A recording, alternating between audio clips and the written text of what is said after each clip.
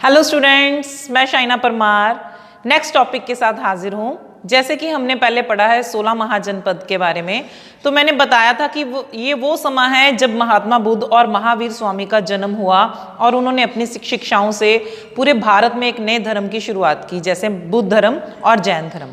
तो आज हम उन्हीं धर्मों के बारे में पढ़ने जा रहे हैं। तो आज का हमारे टॉपिक है बुद्धिज्म, यानी कि बुद्ध धर्म।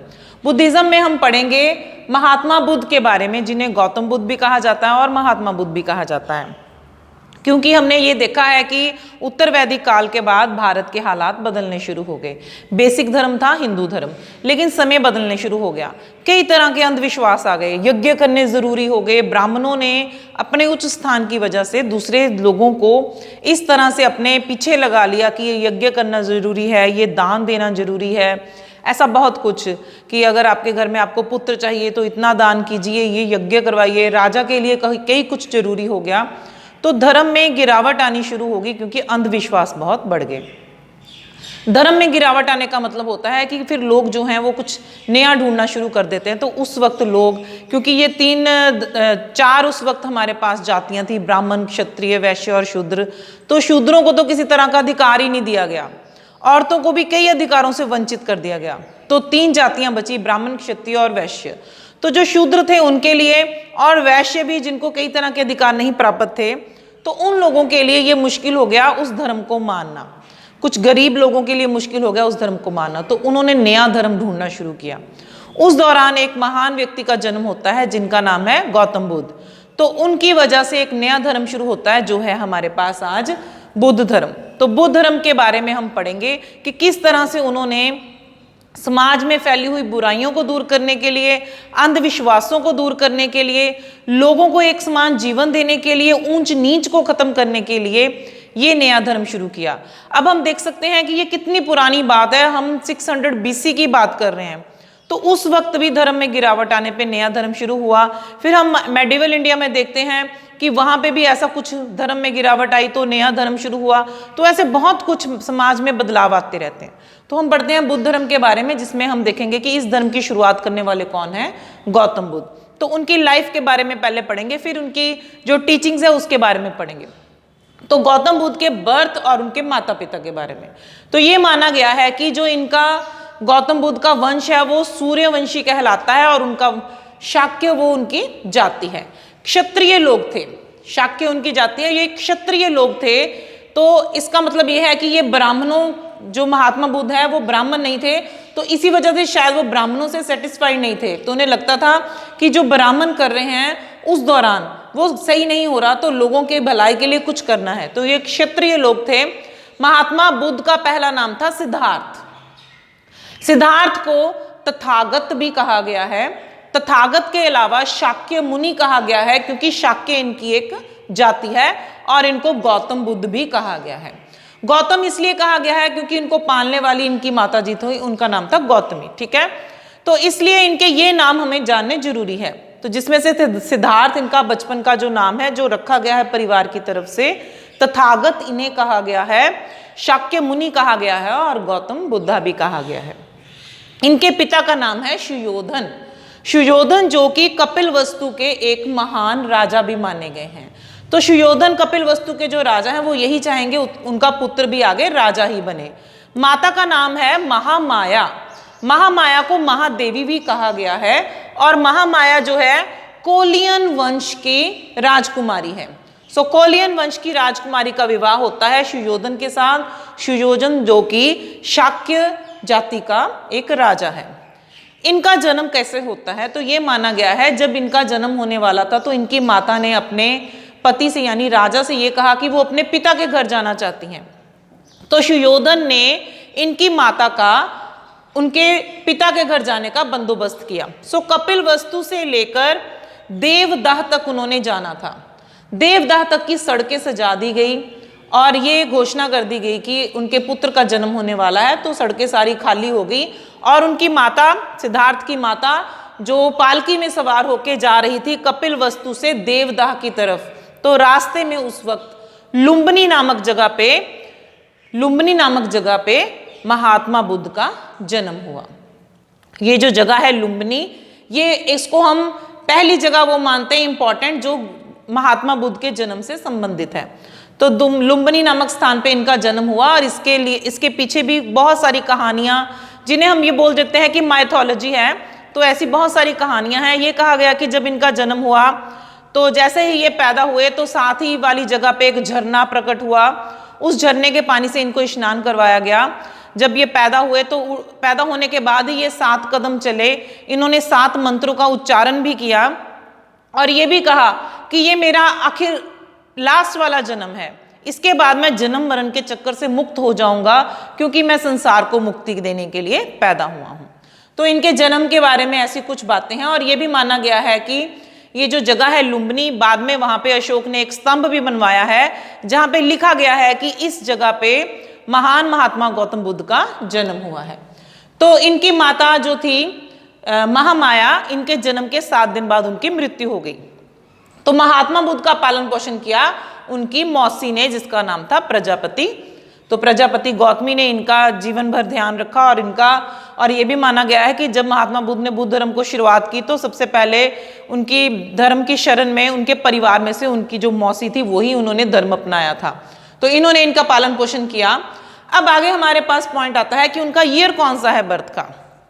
तो हमेशा मैंने आपको ये बताया कि एशियंट इंडिया में हर एक चीज़ की डेट को फिक्स करना बहुत मुश्किल है। तो कई चीज़ों से हम, जैसे मैंने आपको कार्बनोलॉजी के बारे में बताया था, कार्बन डेटेड होती हैं उससे हिसाब से, और यहाँ पे भी बहुत कुछ देखना पड़ा कि कब हुआ इनका जन्म।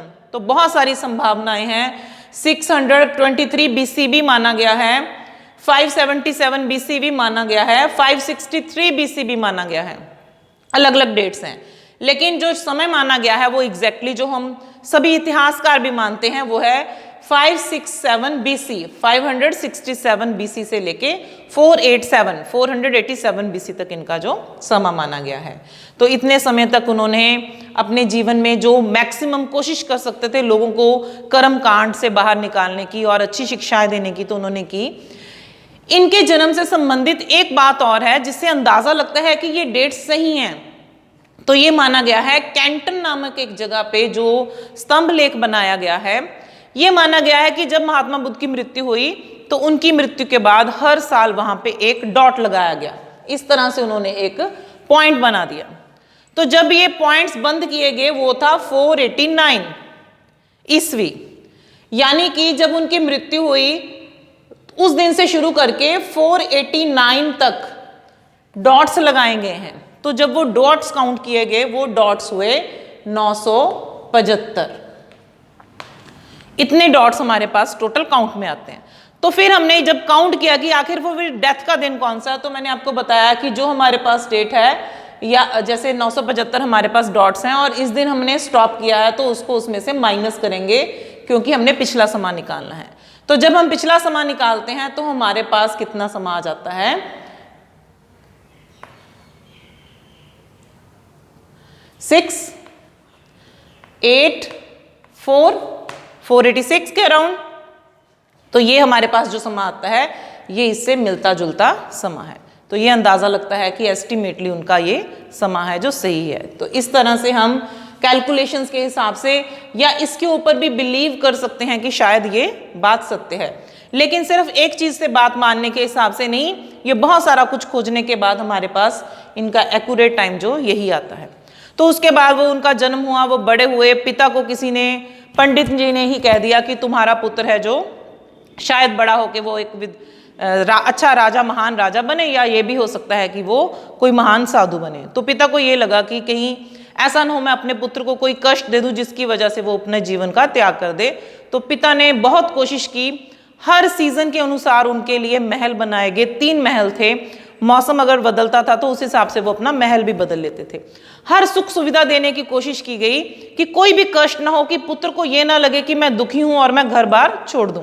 लेकिन फिर भी महात्मा बुद्ध को तसल्ली नहीं हुई। वो अपने जीवन में हमेशा कुछ खोजते रहे। शायद वो अपने जीवन से तो सेटिस्फाइड नहीं थे। उन्हें लगता था कि नहीं, मैं कुछ गलत कर रहा हूं, मैं शायद कुछ और करना चाहता हूं। फिर उनके पिता ने उनकी शादी कर दी। 16 साल की उम्र में उनकी शादी हो गई यशोधरा से। यशोधरा से शादी होने के बाद उनके घर पुत्र पैदा हुआ जिसका नाम रखा गया राहुल। राहुल का मतलब है बंधन। तो उनको यही लगता था कि अब मेरे घर पुत्र हो गया तो मैं एक बंधन में बंध गया हूं, अब मैं अपनी मर्जी से सोच नहीं पा रहा हूं और मैं घर नहीं छोड़ के जा सकता अगर मैं छोड़ना भी चाहूं। लेकिन फिर भी जैसे कि उम्र भी छोटी थी और वो कुछ और भी करना चाहते थे, तो वो खोज में लगे रहे। और ये माना गया है उनके जीवन में जहां से बदलाव आता है कि उन्होंने 4 ऐसे दृश्य देखे जिनसे उनके जीवन में बदलाव आ गया। तो एक बार की बात, उनका जो सारथी था जो उनके रथ को चलाता था उसका नाम था चन। तो वो चन के साथ घूमने निकले, तो रास्ते में वो सबसे पहले क्या देखते हैं, एक रोगी को देखते हैं जो बीमार व्यक्ति है। तो बहुत कष्ट सह रहा है, उसके जीवन का अंत नहीं हो रहा, वो दुखों को बर्दाश्त नहीं कर पा रहा, वो बड़े दुखी होते हैं। महात्मा बुद्ध सोचते हैं कि क्या यही जीवन है, इस तरह से दुखी रहना है? अगर इस तरह का जीवन है तो फिर इस जीवन का क्या फायदा है? और वो इतना बीमार है कि उसके परिवार वाले उसकी सेवा भी नहीं कर रहे हैं। इस तरह के हालातों को देखकर वो बहुत दुखी होते हैं। फिर वो देखते हैं एक वृद्ध व्यक्ति को, बूढ़ा व्यक्ति है, उससे चला भी नहीं जा रहा, उसे प्रॉपर भोजन तक नहीं मिल रहा, घर वाले उसका प्रॉपर ध्यान नहीं रख रहे हैं। तो फिर वो दुखी होते हैं कि क्या यही जीवन है, इसी के लिए हम जीवन में पैदा हुए हैं, इसके अलावा जिंदगी में कुछ नहीं है। फिर वो तीसरा दृश्य देखते हैं एक मृत्यु का। आखिरकार एक आदमी मर जाता है दुखों को भोगते हुए, कभी बीमार होता है, कभी वो भूखा रहता है, कभी उसको जीवन में कुछ खुशियां नहीं मिलती और वो मर जाता है। और मरने के बाद सारा परिवार रो रहा है। तो उन्हें फिर हैरानी होती है कि जिंदा व्यक्ति है जब, तो उसका कोई ध्यान नहीं रखा जा रहा, और जो मर जाता है तो सब रो रहे हैं कि क्या यही जीवन है, क्या इसी तरह से सबने चलना है? तो फिर आखिर हम जीवन में करने क्या आए हैं? पैदा होते हैं, खाते हैं, पीते हैं और बीमार भी होते हैं, और अगर हम बूढ़े भी हो जाते हैं तो आखिर किया क्या जिंदगी में? तो अंत में क्या हुआ, हम मर गए। तो उन्हें बहुत दुख होता है। फिर वो दोबारा से जब घूमने निकलते हैं तो उन्हें एक सन्यासी मिलता है। वो सन्यासी को देखते हैं, उसके चेहरे पे बहुत नूर होता है, वो बहुत शांत होता है, उसे किसी के साथ कोई गिला शिकवा नहीं है और वो बहुत शांत है अपने जीवन में, तपस्या कर रहा है, भिक्षा मांगकर खा रहा है। तो महात्मा बुद्ध को लगता है कि क्या यही सही जीवन है, जिसको किसी तरह की कोई समस्या नहीं है, जिसको किसी से कुछ लेना देना नहीं है, जो अपना जीवन बड़े अच्छे से व्यतीत कर रहा है। तो महात्मा बुद्ध को लगता है कि शायद ये सही है इन सब की जगह पे। तो वो ये फैसला करते हैं कि अब मैं अपने घर में नहीं रहूंगा और मैं खोजूंगा कि आखिर मैं किस लिए पैदा हुआ हूं। मुझे समझ ही नहीं लग रहा कि मैं किसके लिए इस जन्म में आया हूं, मुझे करना क्या है। तो वो ये सोचते हैं कि वो सन्यासी बन के निकल जाएंगे और फिर वो उस ज्ञान को प्राप्त करेंगे जिसके लिए वो पैदा हुए हैं। तो उनके जीवन में बदलाव आता है। वो है चौथा जो उसके जीवन में बोला गया है, बदलाव आना। तो उनके जीवन में जो बदलाव आता है, क्या वो घर छोड़ के निकल जाते हैं। ये है उनके घोड़े का नाम कंथक। तो कंथक का नाम भी हम याद रखेंगे, हम चंद का नाम भी याद रखेंगे। ये उनके जीवन से संबंधित कुछ इंपॉर्टेंट लोग हैं। कंथक पे वो निकलते हैं घोड़े पे और घर को त्याग देते हैं।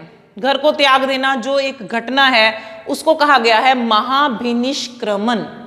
जब वो घर छोड़ के निकलते हैं उस घटना का नाम रखा गया है महाभिनिष्क्रमण। घर से निकलते हैं, बाहर जाते हैं और सन्यासी का चोला पहनते हैं और राजगृह पहुंच जाते हैं। वहां पे जाके भिक्षा मांगते हैं, सन्यासी बन जाते हैं, लेकिन तसल्ली नहीं होती। फिर वो आगे जाते हैं और 2 लोगों से मिलते हैं, अलार कलाम और उदक रामपुत्र। ये 2 महान लोग हैं जिनके पास वो जाके तपस्या करनी सीखते हैं। तो ये 2 और इंपॉर्टेंट नाम हैं जिनके बारे में हम याद रखेंगे कि वो किसके पास सबसे पहले गए, अलार कलाम और उदक रामपुत्र के पास। तो इन दोनों से तपस्या सीखते हैं कि किस तरह से शरीर को कष्ट देना है, कैसे भूखे रहना है, सिर के बल कैसे होना है, कैसे शरीर को कष्ट देके हमें ज्ञान की प्राप्ति होगी। तो वो उसके बाद कहाँ चले जाते हैं, उर्वेला में तपस्या सीख लेते हैं और उर्वेला पहुंच जाते हैं। उर्वेला जाकर वो भूखे रहते हैं। इनके साथ इनके 5 साथी भी मिल जाते हैं। उन 5 साथियों के साथ खूब तपस्या की जाती है। भूखे रह रह के उनका शरीर सूख जाता है, स्केल्टन बन जाते हैं, चला भी नहीं जाता। लेकिन ज्ञान की प्राप्ति नहीं होती कि जीवन क्यों है, हमें दुख क्यों है, तकलीफ क्यों है, हमारे अंदर इच्छाएं क्यों हैं। तो इस ज्ञान की प्राप्ति नहीं होती उन्हें। वो फिर भटकते रहते हैं, भूखे रहते हैं। फिर वो सोचते हैं कि नहीं, ये भूखे रहना और तपस्या करना भी सब कुछ नहीं है। और एक दिन क्या होता है, किसी औरत ने एक सुखना मांगी होती है कि अगर उसके घर पुत्र होगा तो वो किसी दूध चढ़ाएगी, खीर चढ़ाएगी। तो ये माना गया है कि वहां पे महात्मा बुद्ध बैठे होते हैं और सुजाता नामक कन्या वहां पे दूध लेके आती है। तो महात्मा बुद्ध उस औरत से दूध लेते हैं और पीते हैं, तो और अपनी तपस्या का त्याग कर देते हैं। तो इतने लंबे समय तक भूखे रहने के बाद जब वो अपना व्रत खोलते हैं तो इस सुजाता का नाम हम हमेशा याद रखेंगे, जिससे उन्होंने दूध पिया था। तो दूध पीने के बाद वो ये फैसला करते हैं कि भूखा रहना सब कुछ नहीं है, कुछ और करना होगा। महात्मा बुद्ध के जो 5 साथी उनके साथ तपस्या कर रहे हैं, वो सोचते हैं कि शायद इस व्यक्ति से भूखा नहीं रहा गया, इसलिए इसने व्रत का त्याग कर दिया। तो वो महात्मा बुद्ध का साथ छोड़ देते हैं। खुद वो 5 साथी बनारस चले जाते हैं और इनका साथ छोड़ देते हैं, और ये सोचते हैं कि ये कमजोर व्यक्ति है, इसे पता ही नहीं है कि हमें तपस्या करके ही आखिर ज्ञान की प्राप्ति होगी, अगले जन्म में हम तभी पहुंचेंगे। तो वो उनका साथ छोड़ के चले जाते हैं। महात्मा बुद्ध वो बनारस चले जाते हैं, और महात्मा बुद्ध ये फैसला करते हैं कि अब तपस्या और भूखा रहना ही उनके जीवन का मकसद नहीं है, कुछ और करना है, ज्ञान की प्राप्ति करनी है। तो वो महात्मा बुद्ध जो है वो गया चले जाते हैं। तो उसके बाद जब वो गया चले जाते हैं, वहां पे वो निरंजना नदी के तट पर बैठ जाते हैं। वहां पे है एक पीपल का पेड़, पीपल के पेड़ के नीचे बैठ जाते हैं। तो जगह का नाम है गया, जिसे बौद्ध गया कहा गया है। निरंजना नदी है, और पेड़ कौन सा है? पीपल का, जिसे बाद में बोधि वृक्ष भी कहा गया है। वहां पे नीचे बैठ जाते हैं, तपस्या करते हैं, कुछ दिन सोचते हैं बैठ के कि आखिर करना क्या है जीवन में। तो 8वें दिन उन्हें ज्ञान की प्राप्ति होती है। वो दिन है वैसाख का दिन है, पूर्णमासी का दिन है, और ये दिन उनके जीवन में बड़ा महत्व रखता है। पूर्णमासी के दिन में उन्हें ज्ञान की प्राप्ति होती है, और वो समझ जाते हैं कि क्या है, संसार दुखों का घर है, और दुखों से छुटकारा पाने के लिए हमें क्या करना पड़ेगा? अपनी इच्छाओं का त्याग करना पड़ेगा, जो हमारे अंदर इच्छाएं हैं। और उन इच्छाओं का त्याग कैसे करना है? जब हम सच्चे मन से, सच्चे जीवन से, बिना किसी भेदभाव से, बिना झूठ बोले, बिना छल कपट के अपना जीवन व्यतीत करेंगे, तो ये हमारी जो प्रॉब्लम है वो खत्म हो जाएगी। तो ये उन्हें ज्ञान की प्राप्ति हो जाती है। उसके बाद वो अपने उस ज्ञान को लिए, उसके ज्ञान, जब उनका ज्ञान प्राप्त होता है ना, तो उसमें उनकी उम्र है 35 ईयर्स, 35 साल के हैं। और जब उन्होंने घर छोड़ा वो शायद 28-29 साल के थे। ये माना जाता है कि 7 साल बाद उन्हें ज्ञान की प्राप्ति होती है। तो वो 35 साल के हैं जब ज्ञान की प्राप्ति होती है, बोधि वृक्ष के नीचे। तो जो ये जब उन्हें ज्ञान की प्राप्ति होती है, और वो धर्म का नए ढंग से प्रचार करते हैं। पहले हम ब्राह्मणों के धर्म अकॉर्डिंगली धर्म का प्रचार करते हैं, लेकिन अब नए ढंग से प्रचार होगा कि कर्म कांड छोड़ दो, जात पात छोड़ दो, ऊंच नीच छोड़ दो, पैसा इकट्ठा करना छोड़ दो, दान करो, अपने पास कुछ ना रखो। तो ये एक नया ज्ञान है। तो उसे क्या नाम दिया गया है? धर्म चक्र परिवर्तन।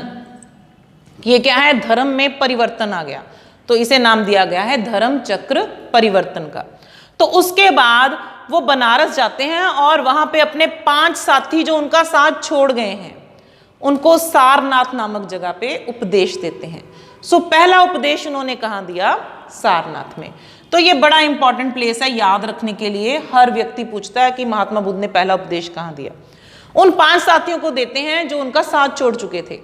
वो खुद 5 साथी हैरान होते हैं उनकी बात सुन के कि यही जीवन है, हम कुछ और ढूंढ रहे थे, लेकिन अब जो महात्मा बुद्ध बता रहे हैं वही सच्चाई है। फिर उसके बाद ये लोग भिक्षु बन जाते हैं, भिक्षा भी मांगते हैं और जगह जगह घूमते भी हैं, लेकिन वो एक जगह पे बैठ के तपस्या करना उसको त्याग कर देते हैं। उसके बाद ये माना गया है कि कम से कम 45 ईयर्स तक, 45 साल तक वो अपने जीवन में भ्रमण करते रहे और अपनी शिक्षाओं का प्रचार करते रहे, और उनके साथ धीरे धीरे उनके लोग, उनके शिष्य बनते रहे। पहले 60 बने, फिर 80 बने, फिर बढ़ते बढ़ते बहुत शिष्य बन गए। और उसके बाद हमने ये भी पढ़ा, जब हम 16 महाजनपद पढ़े थे, बिंबसार उनका शिष्य बना, अजातशत्रु उनका शिष्य बना, उदयन तक सबने ही बुद्ध धर्म को माना, और जो कौशल का राजा था प्रसन्नजीत, उसने भी बुद्ध धर्म को अपनाया। ये नहीं कह सकते कि उन्होंने उनको अपना धर्म बना लिया, लेकिन उनके अनुयायी बनते रहे। तो इस तरह से उन्होंने बहुत सारे लोगों को अपने साथ मिला लिया। उसके बाद ये भी माना गया है, कुछ और लोगों के नाम है।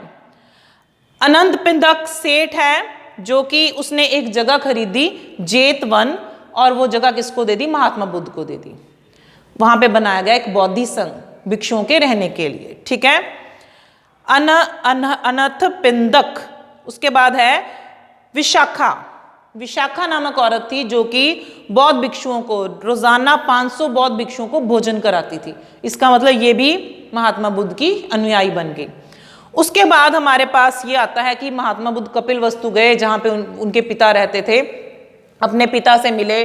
तो सबसे पहले उनकी जो मौसी थी, माता थी गौतमी, उन्होंने इस धर्म को अपनाया। फिर महात्मा बुद्ध की पत्नी ने यशोधरा ने इस धर्म को अपनाया। फिर महात्मा बुद्ध के पुत्र ने भी भिक्षु का रूप धारण कर लिया और उनका सारा परिवार उनके साथ मिलकर बुद्ध धर्म का ज्ञान बांटने लगा। उसके बाद उनका एक सेवक उनके पिता के दरबार में ही था जिसका नाम है उपाली, तो हम इस नाम को भी याद रखेंगे। उपाली जो सेवक था दरबार में, उसने भी महात्मा बुद्ध की शिक्षाओं को अपनाया और वो भिक्षु बन गया। बहुत सारे लोगों ने इस धर्म को अपना लिया। उसके बाद उनका आखिरी समय आता है कि उनकी मृत्यु कैसे हुई। तो ये माना गया है 80 ईयर्स 80 साल के थे जब उनकी मृत्यु हुई पावा नामक स्थान में। तो वो एक लुहार के घर में गए जिसका नाम था चांद। ये माना गया है कि उस लुहार ने उनको भोजन करवाया। उसको खाने के बाद उनका पेट जो था वो खराब हुआ, पेचिश का रोग हो गया उनको, और वहां पे वो कुछ दिन बीमार रहे। लोगों ने उस लोहार को कोसना शुरू कर दिया कि तेरी वजह से महात्मा बुद्ध बीमार हो गए हैं। तो महात्मा बुद्ध ने उसे ये भी कहा कि इसमें तेरा कोई कसूर नहीं है, मेरा अंतिम समय आ गया है। तो अंतिम समय में उन्होंने आनंद नामक अपने एक शिष्य को ज्ञान भी दिया कि अब आप लोगों के ही हाथ में है किस तरह ब्राह्मणवाद को खत्म करना है और अच्छे जीवन की शुरुआत करनी है। और वो उसके बाद चले गए कुशीनगर। कुशीनगर नामक स्थान पे 487 बीसी में उनकी मृत्यु हो गई। इस दिन को कहा गया है महापरिनिर्वाण। तो ये महात्मा बुद्ध के जीवन से संबंधित कुछ बातें हैं जिनमें हम यह देखते हैं कि उन्होंने इस धर्म का, बुद्ध धर्म का प्रचार किया और कैसे जगह जगह वो घूमे। क्या खास याद रखना जरूरी है, एक तो उनके जीवन से संबंधित 4 उनके प्लेसेस। सबसे पहले हम किसको याद रखेंगे, जहां पे उनका जन्म हुआ, लुम्बिनी में। फिर उसके बाद हम याद रखेंगे दूसरा मेन इंपॉर्टेंट बौद्ध गया। तीसरा जहां पे जहां उन्हें ज्ञान की प्राप्ति हुई। फिर तीसरा हम याद रखेंगे सारनाथ जहां पे उन्होंने पहला उपदेश दिया, और चौथा है कुशीनगर जहां पे उनकी मृत्यु हुई।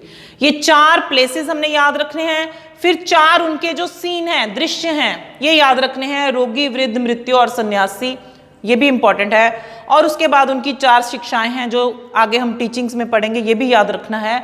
और क्या इंपॉर्टेंट है, महानिष्क्रमण क्या है, जब वो घर का त्याग कर देते हैं, संन्यास धारण करते हैं। उसके बाद धर्म चक्र परिवर्तन क्या है, जब धर्म में परिवर्तन आ जाता है। उसके बाद महापरिनिर्वाण क्या है, जब वो शरीर का त्याग कर देते हैं, जन्म मरण के चक्र से मुक्त हो जाते हैं, उनके अंदर इच्छाएं ही नहीं रहती कि मुझे ये चाहिए था और वो दोबारा जन्म ले।